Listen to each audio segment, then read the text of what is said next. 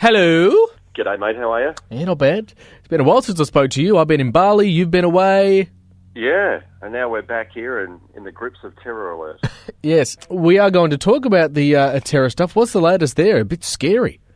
Yeah, God, where to start?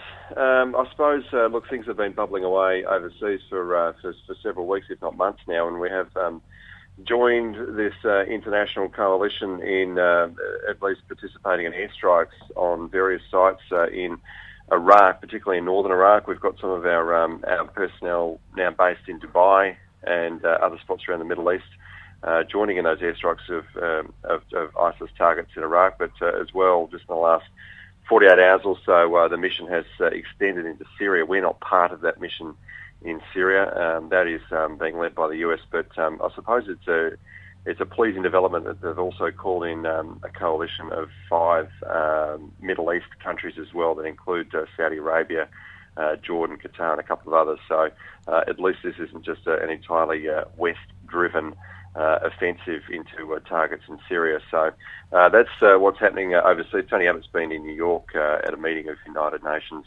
leaders representing us over there. No great surprises in what he's had to say, apart from just voicing our commitment to the international cause. But of course, the big news back home was the shooting dead of that teenager in Melbourne earlier in the week. So that was, I suppose, pretty alarming to see something like that happen on home soil here. This young 18-year-old he presented at a police station in Melbourne's east. He was going there to have a chat to a couple of police officers. They met outside. There was a shaking of the hands, and then, so the story goes, he pulled out a large knife, stabbed 2 officers. One of them a Victorian police officer, the other one a federal police officer. One of them at the time was in a critical condition. When he was taken to hospital, they've both since been stabilised and no longer deemed to be in risk of losing their lives. But pretty nasty situation over there. One of them was able to shoot the 18-year-old, and he passed away. So, look, that's sparked a lot of tension all over the country here. And in the days since that, we saw other incidents pop up. A military officer in Sydney who was in uniform has been assaulted. We've seen a couple of mosques vandalised as well. So I think the whole country's on a pretty heightened state of alert right now. Yeah, scary stuff, or at least we're acting against it. Tell us about these new fines for us drivers. They come into effect today. Yeah, that's right. So they are in effect as we speak. So they've been coming for a little while, but they are pretty hefty. And of course, over this long weekend where double demerits are also in play. Oh, that's right. You wouldn't have to do too much wrong to actually lose your license entirely. Yeah, so some of the big ones that have gone up, motorcyclists riding without a helmet, that's gone up to 550 and 4 demerit points. I suppose the big one, the one that they're really keen to clamp down on, is the using the mobile phone. That was a $250 fine. That's now up to $400. Wow.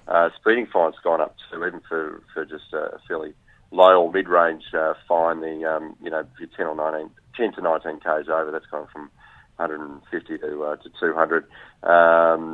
Those who alter their number plates has gone up massively too. I've got to say that was probably lower than it should have been before. That's now up to $1,200.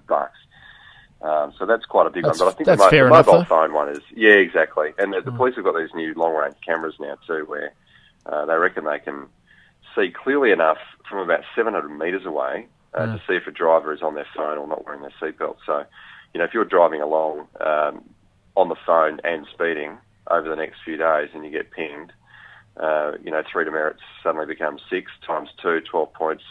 Gone. See you later.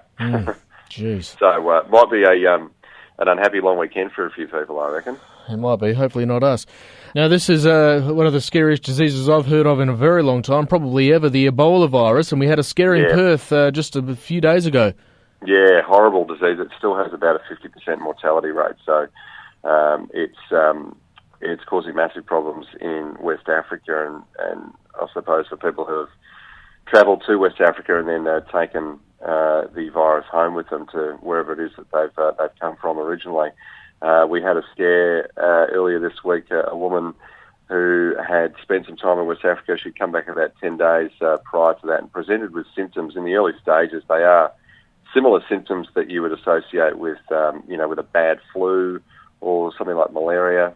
But given that this lady had just come back from West Africa, they weren't taking any chances. So she was put in an isolation unit at Sir Charles Gardner Hospital, and all the other precautions that go with it. The officers treating her there were all suited up in those head-to-toe suits, and she was effectively quarantined and isolated until they could rule out that she had Ebola. But interestingly, when that one came up and questions were asked about it and our ability to respond to this sort of thing, we actually had another scare about a week earlier. That one turned out to be malaria, and they're thinking that this one might turn out to be malaria as well. So that's the good news, I suppose. It says a lot about how bad that disease is when you consider malaria to be a better outcome, doesn't it? Yeah, tell you what. But no, Ebola, nasty condition, and there's I suppose while part of the world is battling a violent offensive in the Middle East, there's a violent outbreak of a very nasty virus in West Africa that's killing thousands of people there. All right, and on to sport. Oh, I'm very excited about this. I've been waiting mate, don't lie. I've been waiting all year for this. I know you have. I haven't. One more sleep, mate. One more sleep. I haven't watched an AFL game since last year's grand final. So, well, are you going to make this your anniversary then tomorrow? Yeah, I'll watch it definitely. You gonna watch it? Yeah. I've got a dilemma because I don't care, right? But the two friends that I'm going to watch it with, they are actually legit Sydney Swans supporters. So I don't know whether I should just go with the flow. You've got to go as a Hawks supporter. That's what I'm thinking. That's what I'm thinking. Absolutely. They're a bit bigger than me, though.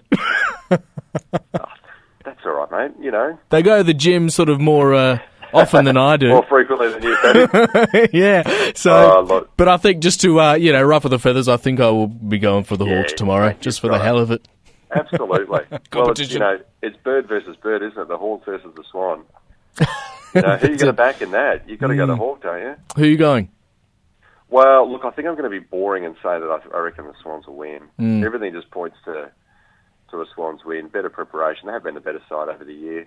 I don't know. Who do you go for? I mean, the side of Jeff Kennett waving his scarf around and being even more smug than he normally is, celebrating a Hawthorn win just doesn't really appeal to me. So, but then the Sydney teams still get this silly, away from home allowance that basically allows them to have a higher wage cap than the other teams, and the Perth teams don't get that. We're much further away from Melbourne than Sydney is. So I don't know. There are reasons to go for both teams if you're a neutral, and reasons not to go for them too. So.